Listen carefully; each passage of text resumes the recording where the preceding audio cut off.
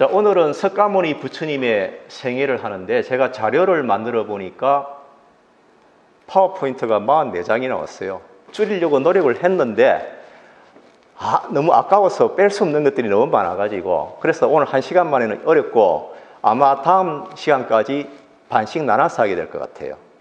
그래서 이제 부처님의 생애를 공부하는 거는 우리가 올해가 불기가 2567년이거든요. 그 이전으로 가서 그 당시에 부처님을 우리가 데이트하러 가는 거예요. 오늘은 부처님과의 데이트가 있는 날입니다. 여기 보시면은 요 5 비구가 앉아 있죠. 오늘 좀 비슷하잖아요, 그죠? 잘 보시면은 근데 여기 사슴이 이렇게 앉아 있는데 여기를 녹야원이라고 그럽니다. 사슴의 띠노는 들판, 사슴이 있는 공원. 이 녹야원 사르나트에서 석가모니 부처님이 깨달음을 얻고 난 뒤에 처음으로 설법을 한 가르침을 펴신 곳이고 여기에 5 사람이 처음으로 그 설법을 들었어요. 여기에 이제 5명 중에 동시에 다 깨달음을 얻은 건 아니고 약간 차이가 있는데 한 분이 먼저 깨닫고 2분이 깨닫고 맨 마지막으로 2분이 깨닫는데 그 중에 한 분이 이름이 아사지예요. 그 사람 이름을 기억이 됐어요. 나중에 중간에 나오니까 아사지. 훌륭한 분들이지만 가장 순서가 늦게 깨달은 분이 계셨다. 아사지. 지난 불교란 어떤 종교인가 할 때 석가모니 부처님에 대해서 요 페이지를 한번 설명을 드렸어요. 오늘 이제 처음 오신 분도 있고 한 번 더 말씀드리면은 석가모니 부처님은 이 샤카무니, 샤카라는 석가족에서 나온 무니, 성자라는 뜻입니다. 샤카무니, 석가족의 성자. 그 다음에 본명은 고타마 시다르타이고 출생은 기원전 624년에서 반열반, 기원전 544년, 그러니까 80년 동안 살아 계셨고요. 지난번에 이제 말씀드렸듯이 이 반열반이라는 게 무슨 뜻인가 기억하시는 분도 있겠지만은 보통 스님이 입적하시면은 예의상 열반이라고 하는데 그 열반인 건 대단한 경기죠. 근데 석가모니 부처님은 반열반 혹은 밑에 있는 무여열반 이렇게 표현을 합니다. 여기서 이제 무여열반이라는 것은 완전한 열반이다. 그 유여와 대비되는 표현이죠. 무여열반, 유여열반. 열반은 열반인데 여지가 남아있다. 유여열반. 이거는 무슨 뜻인가 하면은 정신세계는 열반의 경지에 드셨는데 육체가 몸이 있으니까 고통스러운 부분이 남아있죠. 늙고 병드니까. 그래서 고통이 남아있네요. 그래서 여지가 있고 그런데 몸이 멸하면은 아무런 여지가 없는 열반이다. 그래서 유여열반에서 무여열반으로 이제 그런 표현이고요. 여기서 반열반은 뭐 잘못 오해하면 2분의 1이 아니고 일반할 때 반자인데 요거는 파리 니르바나, 파리 니빠나 요거를 음력을 한 겁니다. 이 파리가 반이 되고 그래서 한자로 이렇게 반을 썼고 니르바나, 열반 요 뜻인데 니르바나는 번뇌의 불길이 모두 꺼진 상태. 이제 그렇게 되겠습니다. 지금으로부터 2647년 전에 히말라야 기슭의 수또다나 왕, 보통 이제 정반왕이라고도 많이 하고 다스리는 카필라와투라는 작은 공화국에서 석가족 왕족의 태자로 태어나 29세에 출가하고 6년간 수행 후 고행의 시간이 좀 많았었는데 35세에 부처, 한자로는 불타, 우리는 부처라고 본래 발음은 붓다, 깨달은 사람이 되었습니다. 그리고 45년간 가르침을 펴시다가 80세에 반열반에 드셨습니다. 지난번에 왜 이 공화국이라는 표현이 좀 의아해서 궁금하신 분이 있을 텐데 들으셨죠, 그죠? 한 번 더 말씀드리면은 이 카필라와투, 카필라 성은 이 왕국이긴 한데 정치 형태가 공화정 형태였던 것 같아요. 이 석가족 왕족의 이제 수토다나 왕의 아들인 고타마 시다르타가 무조건 왕이 된다는 보장이라기보다는 석가족의 젊이들 중에서 가장 뛰어나다는 증명을 해야 되는 것 같았어요. 그래서 그 원로회의에서 우리 석가족 왕족 중 가장 뛰어나기 때문에 이 나라를 다스릴 만한 가장 적임자라고 그렇게 보는 것 같아요. 그래서 이제 공화국이라는 표현을 쓰는 것 같습니다. 그 다음 여기 보시면은 기원전 544년이라는 게 의미가 있는데 올해가 불기 2567년이에요. 그거 왜 그런가 하면은 지금이 2023년이잖아요. 그죠? 2023년을 544년을 더하면은 2567년이 됩니다. 불기 2567년인데 특이한 점은 대부분의 종교가 교주의 탄생일부터 따지는데 불교는 석가모니 부처님이 반열반에 드신 그 순간부터 불기가 시작되는 종교입니다. 그래서 기원전 544년에 반열반에 드셨고 불기가 시작했고 올해는 불기 2567년이 되겠습니다. 여기 이제 인도 지도를 보시면은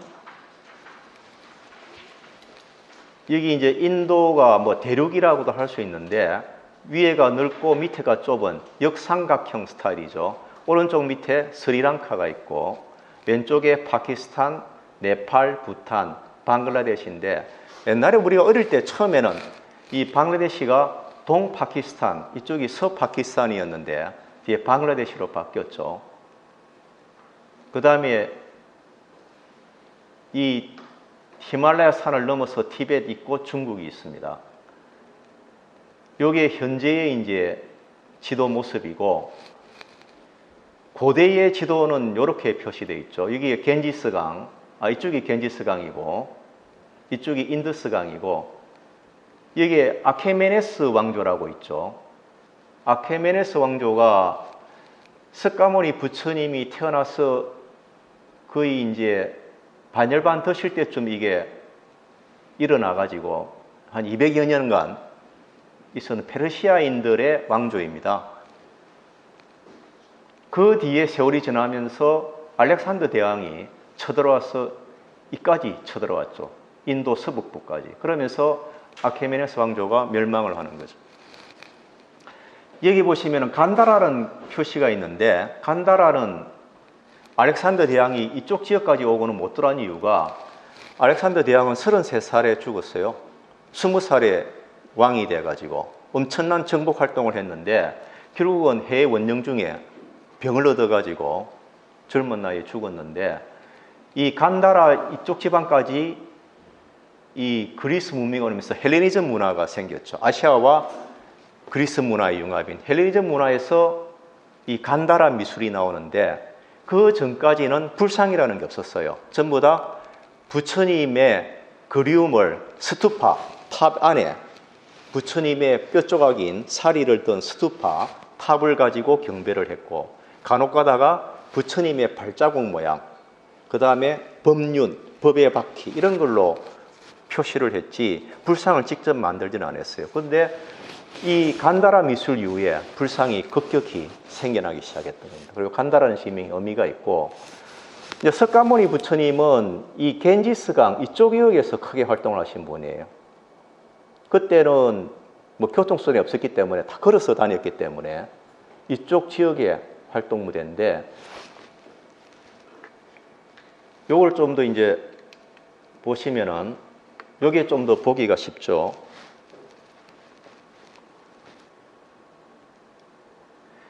여기 뒤에 설명을 드릴 건데 먼저 말씀드릴게요. 여기 샤카라 돼 있죠. 샤카족이 사는 샤카. 여기 꼴리아족은 어딘가 하면은 석가모니의 어머니, 그러니까 정반왕 수토다나 왕의 부인, 그쪽이 꼴리아 쪽의 여성이었어요. 그래서 이제 이쪽이 서로 통혼을 많이 했는데 이 샤카족의 카필라바뚜, 카필라성, 그 다음에 여기 룸비니 동산, 요 꾸시나가라라는 요 지역은 석가모니 부처님이 마지막 반열반에 드신 그 위치입니다. 그 다음에 외살리도 중요한 지역이고요. 나중에 또 여러 번 나옵니다. 외살리의 기적이라는 그런 것도 있고, 석가모니 부처님이 이쪽으로 수행을 가면서 외살리에서 스승을 한번 만나고 지나갑니다. 그 다음에 여기 라자가하는 마가다국의 수도인데, 이 라자가하를 이제 왕사성이라고 그러죠, 한자로.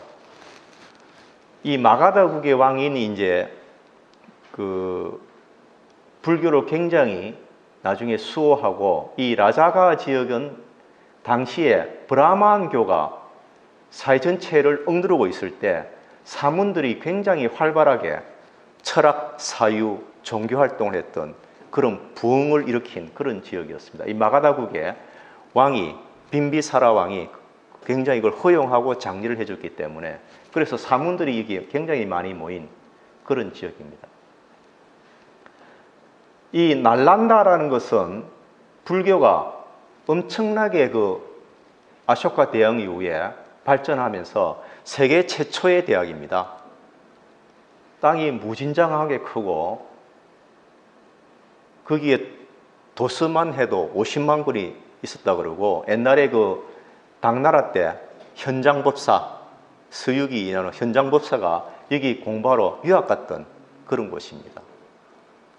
엄청나게 큰 대학이고, 10,000명이 넘는 성녀와 불교 학자들이 운집해가지고 생활하면서 했던 그런 엄청난 대학이었어요. 그 다음에 이제 보드가야는 석가모니 부처님이 깨달으신 곳, 성도를 하신 곳이고요. 여기 강 잘 안 보이죠? 네란자라 강이라는 이름을 기억하세요. 네란자라 강, 이쪽에 석가모니 부처님이 네란자라 강가에서 깨달음을 이루는 그런 이야기가 또 뒤에 나옵니다. 그 다음에 이제 바라나시도 유명한 지역이고, 여기 사와띠는 꼬살라국의 수도인데, 이 꼬살라국은 사실은 이 카필라바투가 꼬살라국의 보호를 좀 받는 그런 형태의 관계가 있는 큰 나라였습니다. 그래서 이 당시에는 꼬살라국과 북쪽에 남쪽의 마가다국이 이 전체를 통치하는 가장 강대한 두 나라였어요. 꼬살라국, 마가다국.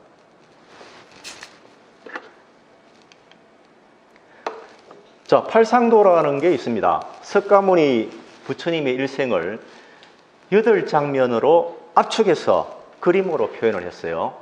그래서 이제 석가팔상 혹은 팔상성도라고도 하고, 한국의 팔상도는 불본행 집경을 기본으로 하여 제작했던 것으로 짐작된다. 1447년에 제작된 석보상절. 이 석보상절은 세종대왕께서 훈민정음을 만들고 난 뒤에 불교의 내용을 둘째 아들인 수양대군, 뒤에 세조가 된 수양대군을 시켜서 그러니까 번역을 시켜서 책으로 만든 거예요. 석보상절. 대단하죠, 그죠? 이 석보상절인데, 석은 석가모니 부처님이고, 보는 일대기고, 상은 상세하게 적고, 절은 요약했다는 뜻인데, 무슨가 하면은 중요한 거는 상세히 적고 다 감당을 못하니까 줄일 수 있는 거는 이렇게 줄여서 표현을 했다. 그래서 석보상절의 목판 팔상도가 가장 오래되었으며, 조선 후기의 팔상도는 공통적으로 도솔레이상 8개를 뒤에 제가 설명할 건데, 비람강생상, 사문유관상, 유성출가상, 설산수도상, 수화항마상, 녹원전법상. 아까 녹원전법상의 그림이 제가 오늘 맨 처음에 보여드린 그 그림입니다. 쌍림열반상. 일반적으로 이 팔상도 8개의 그림은 사찰에 가면은 아주 큰 사찰은 팔상전이라는 별도의 정각이 있어요. 거기다가 딱 봉안을 해요. 아니면 영산전에 가서 벽화로 쫙 하든지. 그런데 요 어딘지 아시겠어요? 아시겠는 분? 법주사인가요? 예? 법주사인가요? 어디? 법주사. 맞았어요. 이 속리산 법주사의 중앙에 딱 자리 잡은 경내에 팔상전입니다. 5층 목탑이고, 이 안에 가시면 1층에 불상을 모신 이 4개의 뒤에 벽화로 2개씩 4방울 8개의 그림이 뒤에 붙어 있어요. 가장 유명한 거 이게 북보 55입니다. 이게. 그 다음에 영산전에도 아는 데는 사찰은 이런 데도 있어요. 그 대웅전에 석가모니 보시면 대웅전에 후불 벽화로 뒤에 벽화로 이렇게 한 그런 사찰도 있고 어떤 데는 가면은 대웅전의 바깥 외벽을 저 8개 그림을 한 절도 있기도 해요. 자, 도솔레이상부터 이야기를 합니다. 이건 뭔가 하면 이제 석가모니 부처님의 어머니인 마야 왕비, 마야 부인의 태몽 이야기예요. 뜨거운 열기가 식은 여름밤 시원한 바람에 깊이 잠든 마야 왕비는 6 이빨을 가진 흰 코끼리가 황금으로 이빨을 단장하고 허공을 날아와 오른쪽 옆구리로 들어오는 꿈을 꾼다. 그런데 이 그림을 보시면은 코끼리만 있나요? 누가 코끼리를 타고 있잖아요. 사실은 이 설명은 약간 핀트가 맞는데 이 타신 분이 호명보살입니다. 호명보살이 도솔천에서 코끼리를 타고 내려와서 마야 부인의 태에 들어가신 거예요. 자, 그러면은 우리가 팩트만 갖고 얘기한다면은 사실 태몽이라는 것은 우리가 다 있잖아요. 그죠? 한국 사람들은. 그런데 이제 도솔천인이 호명보살이 이렇게 이제 이야기해 가면은 이제 종교적인 컬러가 강해지는 거예요. 근데 그런 걸 이해하시고 들어야 됩니다. 그래서 이 도솔천은 6개 6천 중에 하나인데 여기에 보살들이 계시다가 다음에 인간 세상에 부처로 내려오는데 지금은 누가 계시는가 하면 미륵보살이 도솔천에서 기다리고 계십니다. 때가 되면은 56억 7천만 년 이후라 그러는데 왜 그런지 인간 세상에 오신다고 지금 도솔천에 계신다고 하는데 그런 이야기가 있습니다. 그래서 마야 부인은 이 태몽을 숫도다나왕에게 이야기하니까 숫도다나왕은 이제 바라문들을 불러가지고 꿈의 의미를 물어보요. 태몽을 해몽을 해달라고. 그러니까 마야 왕비께서는 전륜성왕이 되실 이 전륜성왕은 나라를 인도 전역을 통일하고 덕으로 나라를 다스리는 훌륭한 성왕이 되실 뭐 그런 표현인데 왕자를 잉태하신 것이 분명합니다라고 해서 기뻐하였다 이런 설명. 비람 강세상 강생상 비람은 룬빈이란 뜻이고요.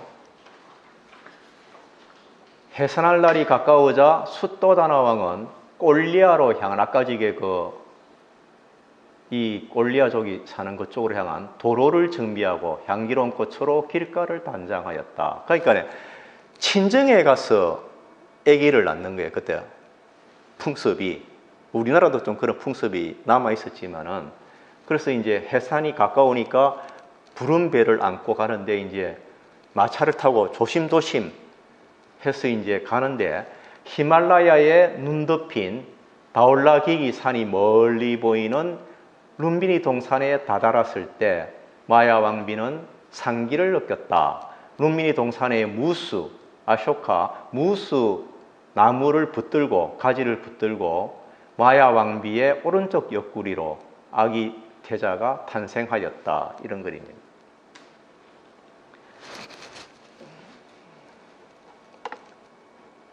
이거 슬라이드가 넘어가야 되는데.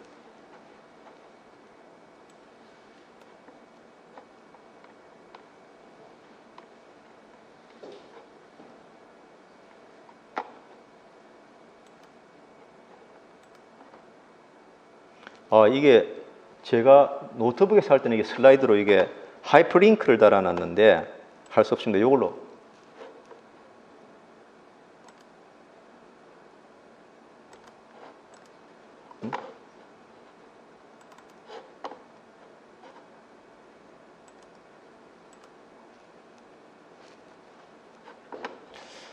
이게 안 되네.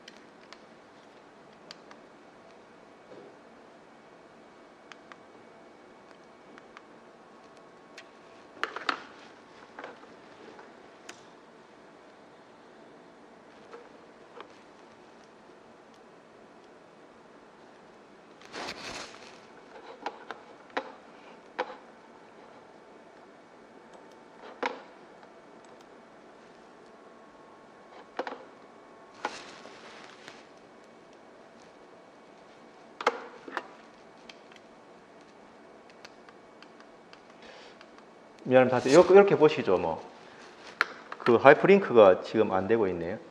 여기 보시면은 아까 말씀드렸듯이 이 카필라와뚜에서 꼴리아로 가는 이 길에 가다가 이 룸비니 동산에 이르러서 상기를 느껴서 이제 태자를 탄생하고 다시 카필라와투로 돌아와 가지고 그렇습니다. 나중에 오늘 하이퍼링크가 안 되니까 미리 한번 설명을 드릴게요.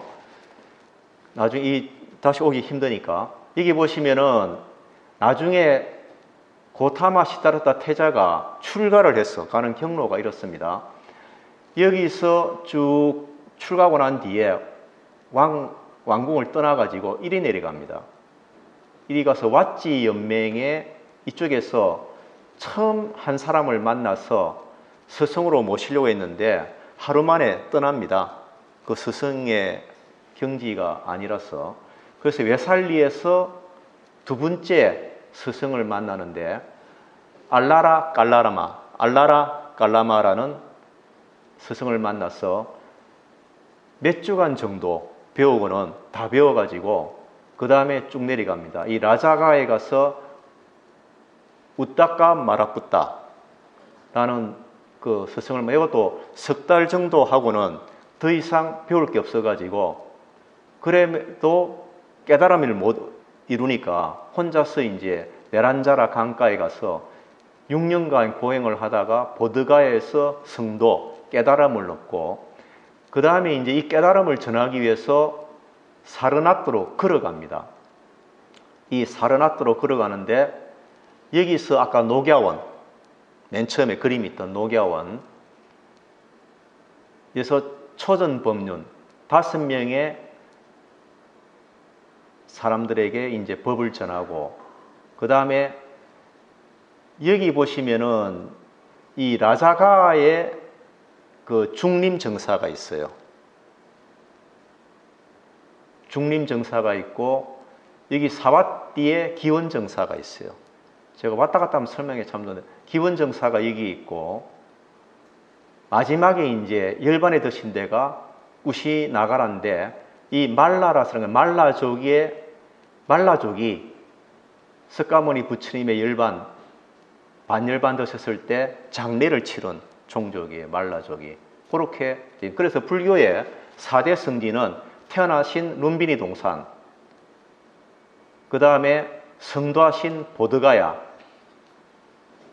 그 다음에 처음 법을 전한 사르나트, 그 다음에 열반에 드신 우시나가라, 그렇게 되겠습니다.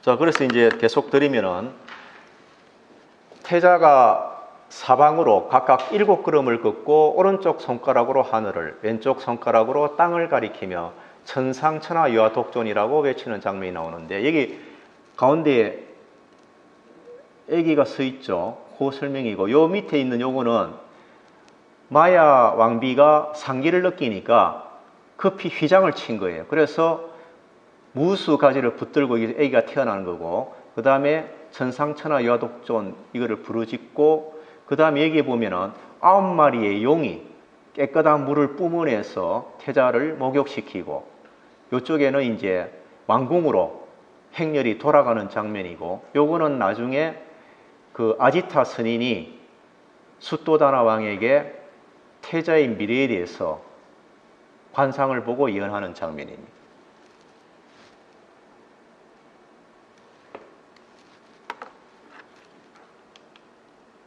자, 그래서 천상천하 유아독존을 우리가 한번 짚고 넘어가야 되는데 이 전 문장은 이렇습니다.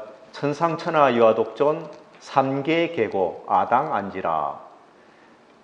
그러니까 하늘 위와 하늘 아래 오직 나만이 존귀하니 삼계 무색계, 색계, 욕계가 다 고통에 받아라. 내가 당연히 가르침으로 편안하게 하리라. 이런 뜻이거든요. 여기서 이 삼계가 뭔가 이렇게 궁금하실 건데 이 세상은 윤회하는 세상은 욕계가 있고 그 위에 색계가 있고 그 위에 무색계가 있다 이렇게 표현을 합니다.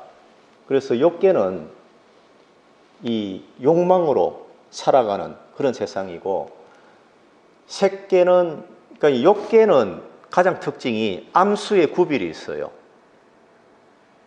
그래서 이제 우리 욕망 중에서 5가지가 크잖아요. 그죠? 식욕, 성욕, 수면욕, 재물욕, 명예욕인데 이 성욕의 이 뿌리 깊은 거는 대단한 거죠. 그 욕계는 이 암수의 구별이 있어요. 식물조차도. 그게 욕계의 특징이고 색계로 그러니까 거친 몸을 갖고 있어요. 우리 인간도 사실 동물의 몸을 갖고 있잖아요. 근데 색계로 가면은 존재는 있는데 몸에 그렇게 거친 몸이 아니고 무색계로 가면은 몸 자체가 없고 정신만 있는 그런 세상입니다. 그래서 무색계, 색계, 욕계 이렇게 되어 있고요. 그래서 3계가 다 고통인데 내가 마땅히 편안하게 하리라. 그래서 이제 근데 여기 천상천하 유아독존이 뭔가 이거를 이제 처음에는 저도 오해를 했었어요. 상당히 좀 듣기가 거북하잖아요. 왜냐하면 이게 아라는 것이 애기 본인을 생각하면은 애기가 태어나자마자 뭐 내가 천상천하 유아독존 이러니까 건방진 느낌도 들고 그죠. 아직 부처가 되기 전이니까. 그런 뜻이 아니고 이제 사전을 보면 해석을 이렇게 됩니다. 후대의 불교인들이 창작해낸 설화로 이 우주에서 인간보다 더 존엄한 것은 없다는 뜻이다. 이게 이제 시공불교 사전이고 그 다음에 한국민족문화대백과에서는 붓다의 인간 존중 선언이다. 평범했던 한 인간이 노력해서 가장 존귀한 존재인 붓다가 될 수 있다는 그런 선언이다 라고 설명을 하고 있고요.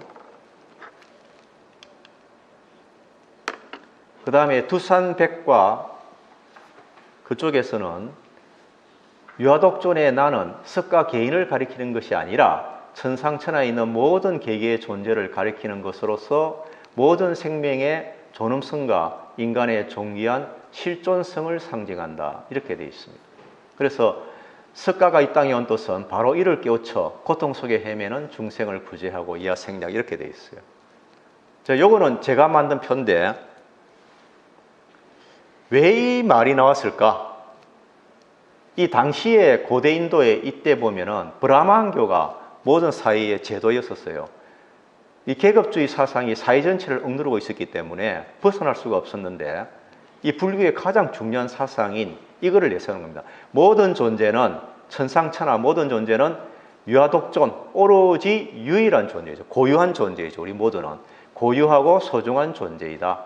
이런 평등 사상을 전면에 내세우는 것으로 그렇게 이해가 되는 겁니다.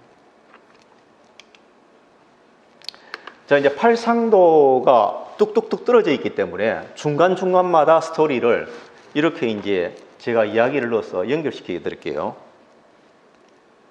마야 왕비가 출산하고 1회 만에 세상을 떠나십니다. 그래서 이모인 마하빠자 빠띠가 이제 고타마 시타르타 태자를 키우게 됩니다. 나중에 이 이모인 마하빠자 빠띠는 이모지만은 나중에 이제 새엄마가 되어가지고 요 동생인 난나라는 동생도 태어나고 그렇게 됩니다. 그 다음에 아까 이 비랑 강생상에서 보셨죠? 아시타 선인이 현자가 이 태몽을 해석할 때 눈물을 보이는데 그래서 숫도자랑이 깜짝 놀랐어요. 자기 아들의 미래에 뭔가가 불길한 게 있는 거 놀랐는데 그게 아니고 저 태자는 나중에 부처님이 되시는데 자기는 이미 늙어서 그 부처님을 뵙지 못하고 먼저 죽어야 되니까 그래서 우는 거라고 이렇게 말씀을 드린 거예요.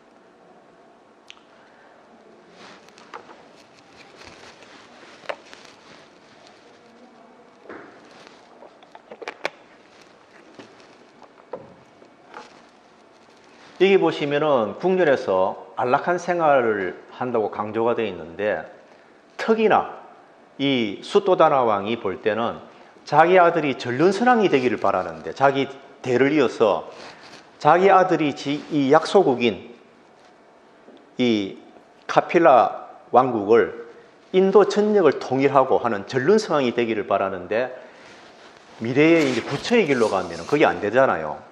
그러니까 자꾸 생활을 화롭게, 그 다음에 쾌적하게 이런 식으로 유도를 해가는 그런 이야기들이 있는데, 그러면서도 교육은 엄청나게 받습니다. 왜냐하면 가장 석가 왕족 중에서 뛰어나다는 증명을 해야 되기 때문에 모든 군사학, 언어학, 수학, 그 당시에 모든 교육은 다 받습니다. 아주 뛰어난 그 모습을 보이고 있어요. 그러니까 대단히 교육을 많이 받고 훌륭하게 성장을 하는 모습이에요. 그러다가 이제 드디어 징조가 나타납니다. 카필라와뚜의 농경제, 농사를 지으니까 농경제, 왕도 나가서 이제 농사 짓는 걸 한번 격려해주는 그런 행사를 이제 하는 거죠. 농경제 때 잠부나무 아래에서 갑자기 태자가 사라져서 여기 가버렸어요. 잠부나무 아래로. 어떤 건가 하면은 소를 해서 쟁기를 끄는데 쟁기가 땅을 파고 지나가면서 땅이 뒤집어지면서 그 안에 이제 땅 속에 있던 벌레들이 나오잖아요. 그거를 작은 새가 와서 탁 쪼는 거예요. 그거를 보니까 어린 태자가 너무 충격이에요. 새가 벌레를 쪼아서 먹어서 먹이로 한다는 거, 살생의 현장이. 그런데 그 순간에 이 새가 날아가는데 더 큰 새가 와서 그 작은 새를 또 덮치는 거예요. 그걸 보고 이제 쇼크를 받고는 이 잠부나무 아래 가서 선정을 하는 거예요. 사색을 하는 거예요. 그래서 이제 이야기에는 이때의 선정의 경지가 초성까지는 같다. 이제 그렇게 이야기가 되고 있습니다. 그 다음에 태자가 19살 때 이웃 꼴리아국의 공주 야소다라와 결혼을 했다. 아까 난 꼴리아 잎에 나왔었죠. 그 다음에 성문 밖에서의 노병사, 늙고 병들고 죽는 현장을 목격을 하고는 충격을 더 받는 거예요. 그래서 늙고 병들고 죽는 것이 너무나 충격적으로 와닿으니까 자기는 깊이 사유할 수 있는 화두가 되어버린 거예요. 왜냐하면 어릴 때부터 집안의 죽음도 보고 부모님이나 할아버지 할머니가 늙어가는 모습 보고 이러면 되는데, 워낙 왕궁에서 보호를 해서 그렇게 키웠기 때문에 그렇게 험한 모습을 못 본 게 더 오히려 그 충격의 격차가 더 큰 거죠. 그래서 그 다음에 이제 두 번째 그림이 나옵니다. 사문유관상. 태자로 태어난 시다르타가 내 성문 밖에서 늙음, 병듦, 죽음과 수행자를 목격하는 장면이다. 이제 마차를 타고 궁궐을 나가서 이제 외유를 나가는데 이제 시종도를 호위를 받고 나가죠. 거기서 동물을 나갔을 때 여기 그림이 작은데 여기에 늙은 노인이 허리가 구부정하고 지팡이에 의존하고 가죽과 뼈만 앙상하고 이빨도 몽땅 빠진 합죽이가 된 노인을 보고는 충격에 빠집니다. 나도 저렇게 결국 늙고 마는 것인가. 두 번째는 이제 같은 날은 아니에요. 여러 번 외유를 갈 때마다 이렇게 다 경험을 하는데, 남문을 갔을 때 이 멍석 같은 데 사람이 누워있는 조그맣죠. 돗자리 위에 누워 고통스러운 병자를 봤는데 몸은 피피하고 몰골에서 종기가 나오고 거기서 피고름이 나오고 막 그런 모습을 보고는 막 또 쇼크를 받는 거예요.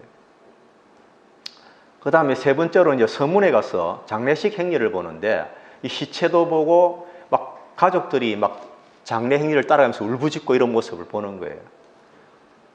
그러다가 이제 어느 날은 북문으로 나가봤는데 수행자의 모습을 봤어요. 출간 사문이 어깨를 탁 펴고 늠름하고 평안한 모습으로 보고는 대화를 해보고는 나도 출가를 해야 되겠다. 진리를 찾아야 되겠다. 이런 결심을 하게 됩니다. 그래서 출가를 하고 싶었는데 이 수도다라 왕이 허락할 수가 없죠. 더군다나 이제 핑계를 대는 거리가 있죠. 아직 세손도 없지 않느냐. 그래서 왕손을 얻기 전까지는 허락할 수 없다. 이렇게 핑계를 대고 계속 이제 허락을 안 하는 거죠. 그러면서 이제 세월이 흘러가지고 태자 나이가 29살 될 때 드디어 아들이 생겼어요. 이렇게 늦었는지 모르겠는데 이때 29이면 꽤 나이가 든 거 아니에요. 그죠? 이 당시에. 그 출가를 하고 싶었더니 시다르타 태자는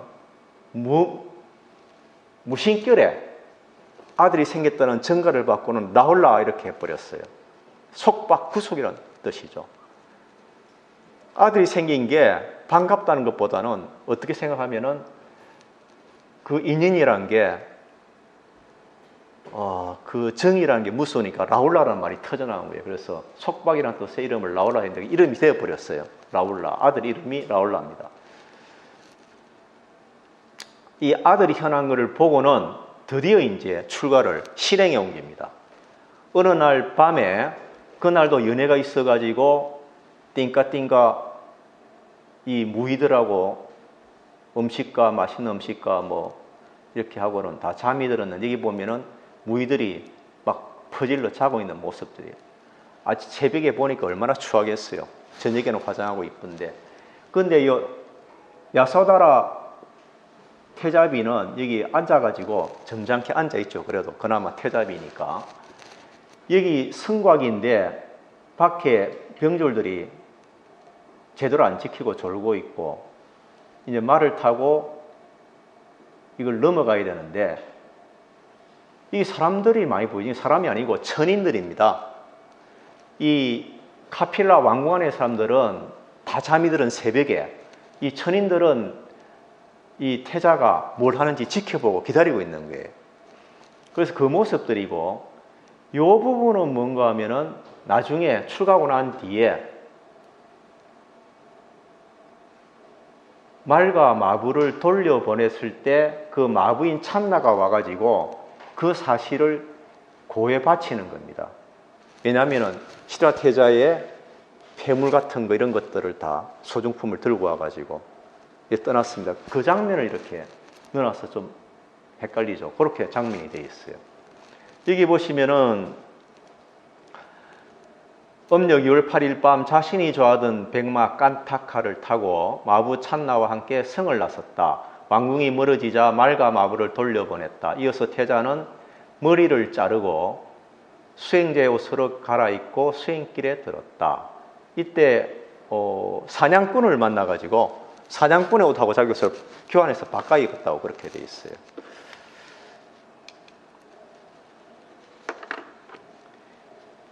이 성을 지키고 있기 때문에 깨우면은 또 들키면 못 나가잖아요.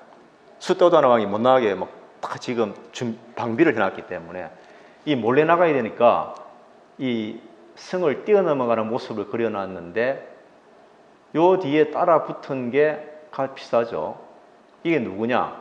마부 찬나라는 설이 있고 또 하나는 우빨리라는 설. 우빨리는 석가모니 부처님의 그 궁에서 이발사였는데 이 찬나는 나중에 결국은 이 찬나도 출가를 했는데 제대로 그 수행의 활동을 못했어요. 그래서 비난도 많이 받고 있기 때문에 그런 찬나를 여기에 그림을 그렸을 리가 없다.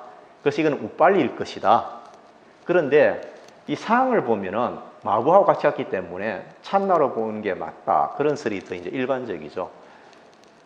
근데 여기는 뭔가 하면은 파주 보항사에 지난번에 이제 이 사장님하고 우리 다 워크샵 갔을 때 가서 찍었는데 여기 4명의 존재가 말을 떠받들고 있잖아요. 이게 뭔가 하면 사천왕 4분이 말 발굽을 다 들어 올려 가지고 성을 뛰어넘어가는 모습이에요. 실제로 이걸로 글이 나와 있어요. 여기 보시면은 인도네시아의 보로부드르에 가보신 분 있나요? 이게 세계 최대의 불교 유적지입니다. 여기 유성 출가상이 이렇게 부조로 되어 있는데 여기 말 위에 태자가 타고 있고 밑에 받치고 있는 존재들이 사천왕들입니다. 이렇게 묘계도 되어 있어요. 그 다음에 설산수도상.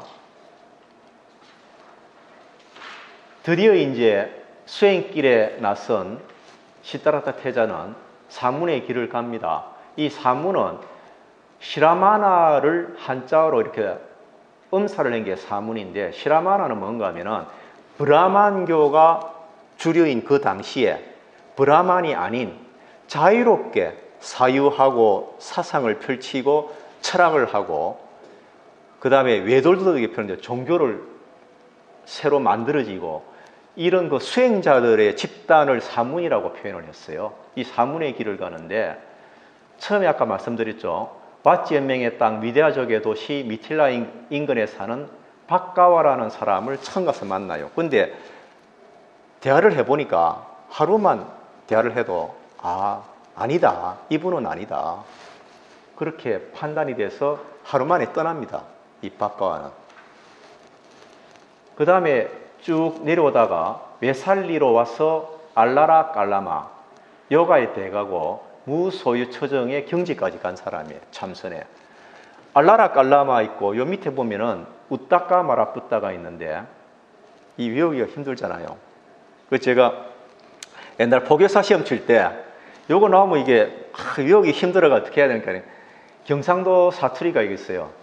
알라, 그러니까 알을 낳아라, 알라, 깔라, 알을 까다, 알라라, 알을 낳아라, 알을 까라, 알라라, 깔라마, 이렇게 왔어요. 알라라, 깔라마. 이제 그분은 요가의 대가인데, 무소유 추정은 어떤 건가 하면은, 참선을 하면은 9단계가 있다 그래요. 맨 처음에 이제 초선, 2선, 3선, 4선이 있고, 요거는 색계 사선이에요. 그 다음에 무색계 사선은 위에 가면은,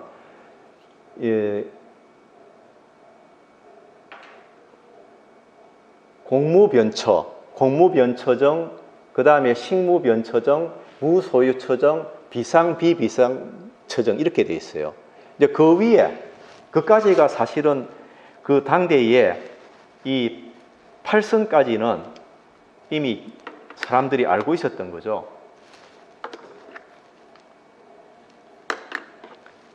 그래서 7번째 경기에 무소유처정을 이 사람이 했는데, 이거 배우고도 또 떠났어요.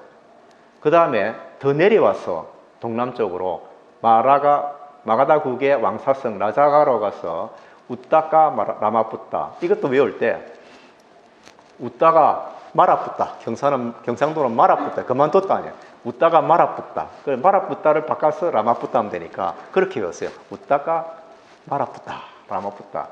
그 당시 선정의 최고수고, 이 당시에는 비상 처정이 최고 경지였어요.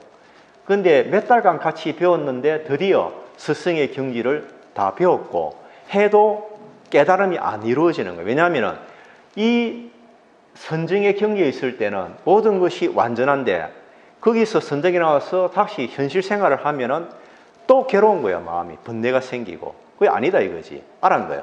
그래가지고 드디어 이 스승도 떠나는 겁니다. 그래서 나중에 최종적으로 이 보드가야 쪽으로 가서 6년간 고행을 하는데, 고행자들이 머무는 숲 우르웰라의 세란이 이쪽 지역으로 갑니다. 그래서 호흡을 멈추는 고행을 하는 장면들이 나오는데, 막 호흡을 멈추다 기절도 하고 이래요. 막 별별 걸 다 해보는 거예요.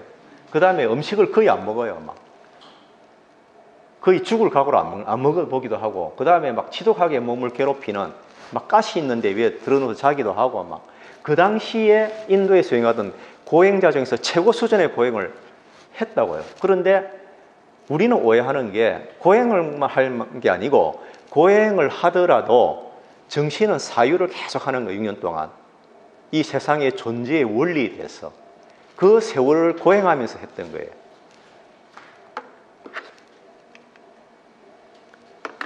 거의 먹지도 않았고 씻지도 머리를 깎지도 못했고, 날이 갈수록 여기에 와서 배를 만지면 등이 만져졌고, 몸에 먼지를 털면 털이 다 부스러져서 털이 다 떨어져 나가고, 이렇게까지 고행을 했던 겁니다. 그런데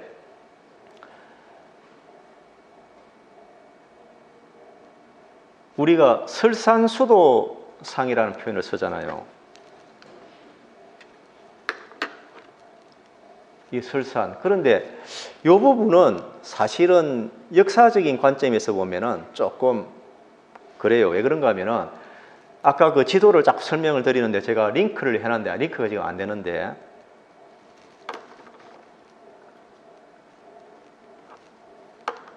한번 볼까요?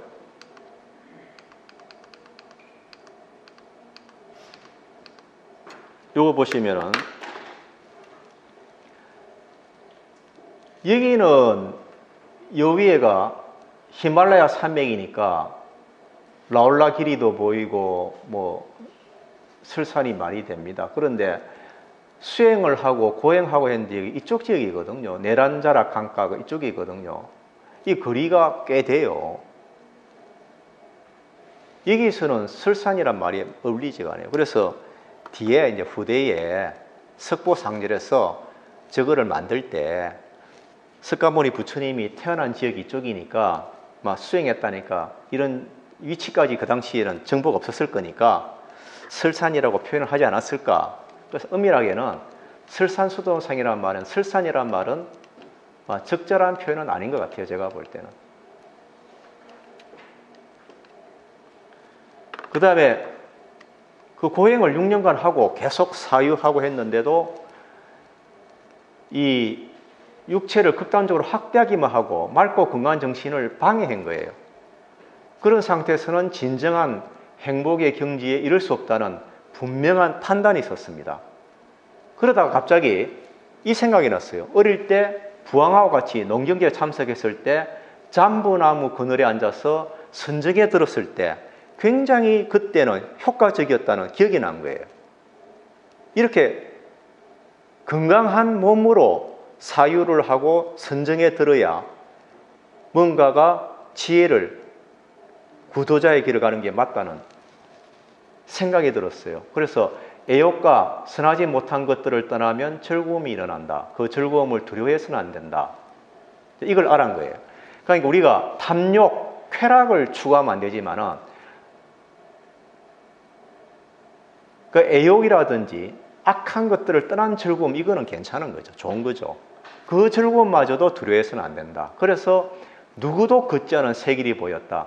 쾌락을 쫓는 삶도 아니고 고행도 아닌 중도가 나타난 겁니다. 그래서 중도란 것은 불교에서는 엄밀하게는 이 뜻이에요.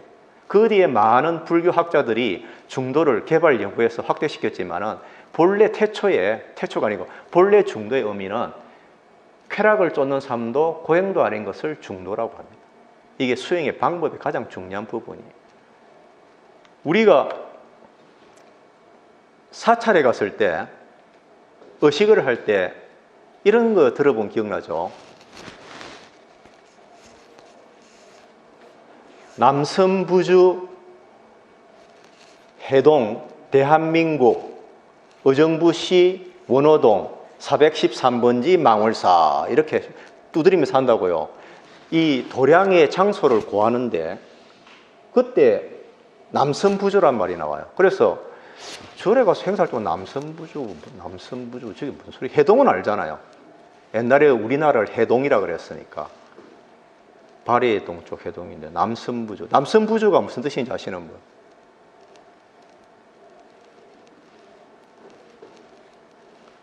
남섬부주는 뭔가 하면은 고대 인도에서는 이런 게 있었어요. 그 북쪽에 보면은 히말라야 산맥이 거대하게 있잖아요. 이게 수미산이라 그랬어요. 그 수미산 밑에 자기들이 사는 땅을 보니 북쪽은 위에는 넓고 밑에는 좁은 역삼각형이라 이렇게 설명이 되어 있어요. 이거를 남섬부주라고 하고 왜 남섬부주라 했느냐? 남쪽에 있는 주는 5대양 6대주의 주예요. 남쪽에 있는 대륙인데 어떤 대륙이냐? 섬부, 남섬부주 섬부는 이 잠부예요. 이 잠부나무가 많은 대륙이에요. 이 잠부나무를 한자로 섬부라고 쓴 거예요. 남섬부주, 남쪽에 잠부나무가 많은 대륙 남섬부주. 그래서 그 위에 북쪽에는 북구로주, 구루라는 종족이 살기 좋은 땅 북구로주, 동성신주, 몸이 뛰어난 존재들이 사는 동성신주, 그 다음에 서우화주, 소를 화폐 단위로 쓰는 그런 땅, 서우화주, 그렇게 설명을 한 거예요. 그런데 그게 세월이 지나면서 이 남성부주가 인간들의 세상이라고 대변하는 표현으로 바뀌어가지고 이제 절에서 인간들의 세상 남성 이렇게 하는데, 사실은 역사적으로 보면 남성부주는 인도 대륙을 이야기하는 거예요. 그 다음에 이제 네란자라 강에서 이제 씻고 수자타 여인의 우유적 공양을 받았어요. 그때 동행했던 5 수행자는 고타마는 타락했다라고 떠났는데, 이 5명이 누군가 하면은 석가모니 부처님이 수토다나 왕이 돌아오라고 대신들을 보내도 안 돌아오고 끝끝내 수행만 하니까 나중에는 안전을 가하기 위해서 대신들 중에서 젊은이들 5명을 보내가지고 같이 수행하게 한 거예요. 그러니까 사실은 카필라 왕국에 5 다른 젊은이가 항상 같이 고행을 해왔었어요. 이 사람들도 수행의 뜻이 있는 사람들인데 처음에는 존경했다고, 엄청난 고행을, 자기들은 따라갈 수 없는 고행을 했는데 몸을 씻고 우유적 공양을 받는다는 것은 이거는 지금 파괴 이상의 의미가 있어요. 고행을 포기한다는 뜻이니까. 그래서 타락했다 하고 떠나버렸어요. 그리고는 석가모니 부처님은 보리수 삐팔라 나무 아래에서 쿠사다바를 깔고 앉아 수행을 시작했는데, 이 쿠사라는 풀의 다바를 소티아라는 사람이 공양을 드렸어요. 이렇게 묶은 풀 더미를 깔고 앉으시라고. 그래서 이 사람이 길상이고, 길상이라는 뜻은 알죠? 길한 좋은 행운이 있는. 그래서 이 쿠사다바를 길상초라고 합니다. 길상이라는 사람이 준 풀, 길상초. 길상초에서 이름이 나왔어요. 그리고는 이제 드디어 준비가 돼서 바른 깨달음을 얻기 전에는 결코 이 자리에서 일어나지 않으리라 하고 깊은 산매에 들어서 사유하고 사색하기 시작했는데, 이때부터 마라가 유혹하거나 위협이 시작되는 거예요. 요다음부터 이제 마라의 유혹과 위협부터 하겠습니다. 오늘은 좀 늦어서 여기까지 하겠습니다.